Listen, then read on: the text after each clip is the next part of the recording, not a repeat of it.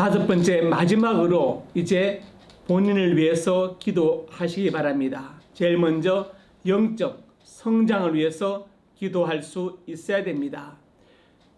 에베소서 4장 15절에 오직 사랑 안에서 참된 것을 하여 범사에 그에까지 자랄지라, 그런 분이 곧 그리스도라고 말씀했습니다. 이것은 우리가 영적으로 성장해야 된다는 것을 말하는 것이죠. 그러므로 영적 성장을 위해서 기도할 수 있어야 됩니다.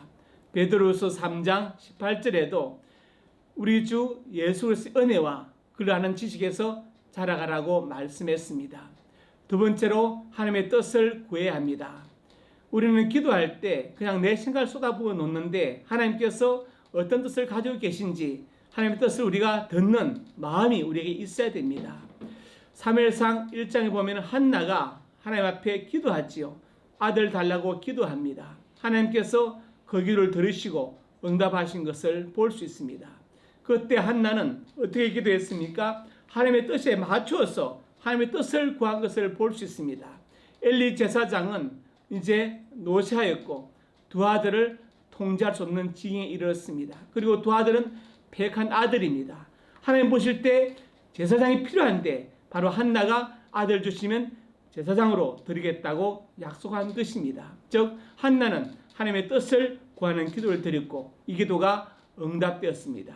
열왕기상 3장 10절에도 솔로몬이 지혜를 구할 때 그 지혜를 구하는 그 기도가 주의 마음에 들었다고 성경 기록하고 있습니다. 그래서 마태복음 6장 33절에 너희는 먼저 그의 나라와 그 일을 구하라. 그리하면 이 모든 것을 너에게 더하시라고 말씀했습니다. 그의 나라와 그의 의가 무엇입니까? 바로 하나님의 선하신 뜻을 구하는 것을 말합니다. 그렇게 하면은 하나님께서 이 모든 것, 너희가 필요한 모든 것을 더해주신다고 분명히 말씀하고 있습니다. 누가복음 1장에 보니까 수태고제를 받은 마리아가 주의 여종이오니 말씀도 내게 이루어지이다 이렇게 말했습니다. 이것도 하나님의 뜻대로 이루어지기를 원하는 마리아의 고백이 들어있습니다. 요한일서 5장 14절에도 그를 향하여 우리가 가진 바 담대함 이것이니 그의 뜻대로 무엇을 구하면 들으심이라 이렇게 말씀했습니다. 그래서 기도응답의 비결은 내 뜻대로 구하고 응답받는 것이 아니라 하나님의 뜻대로 구하고 응답받는다는 것을 알 수 있습니다. 여섯 번째로 이제 응답됨을 믿고 평안을 누리시기 바랍니다. 사무엘서 1장 18절에 한나가 엘리에게 말했습니다. 당신의 여종이 당신께 은혜 입기를 원하나이다 하고 가슴목 얼굴에 다시는 건진빛이 없더라. 한나는 엘리 제사장의 말을 응답으로 받고 확신을 가졌던 것입니다. 그리고 평안을 누렸습니다. 하나님 응답하시는데 즉시 응답하십니다. 마가복음 4장에 큰 광풍이 일어날 때 주님께서 꾸짖으시니까 바람이 그치고 잔잔해졌다 이렇게 말씀했습니다. 마태복음 8장에 한 나병 환자에게도 우리 주님은 즉시 그의 병을 고쳐주시고 응답하셨습니다. 누가복음 23장에도 한 강도에게 내가 오늘 나와 함께 낙원에 있을 것이다 즉시 응답하셨습니다. 두 번째로 하나님의 때에 하나님은 응답하십니다. 시편 40편 1절에 내가 여호와를 기다렸더니 이것은 무엇을 말합니까? 하나님 응답하시는 때가 있다는 것인데 그 때를 기다렸다는 것을 말하는 것이죠. 누가복음 17장에 보니까 나병 환자 10명이 예수님 찾아와가지고 고쳐달라고 합니다. 근데 주님께서 뭐라고 하십니까? 바로 낫게 하지 않으시고 가서 제사장들에게 너희 몸을 보이라고 말씀하시고 그들이 가다가 깨끗함을 받은 것을 확인하였습니다. 이것은 하나님의 때 응답하시는 것을 말하는 것입니다.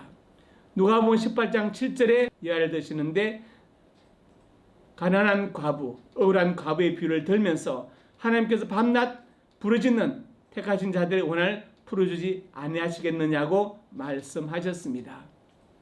하나님은 거절하시는데 이것도 하나님의 응답입니다. 거절하심으로 응답하시는 것입니다.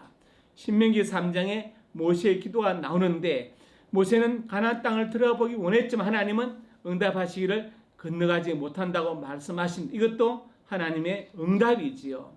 하나님은 또 더 좋은 것으로 응답하십니다. 열왕기상 3장 13절에 솔로몬에게 말씀하십니다. 내가 구하지 않은 부귀와 영광도 내게 준다.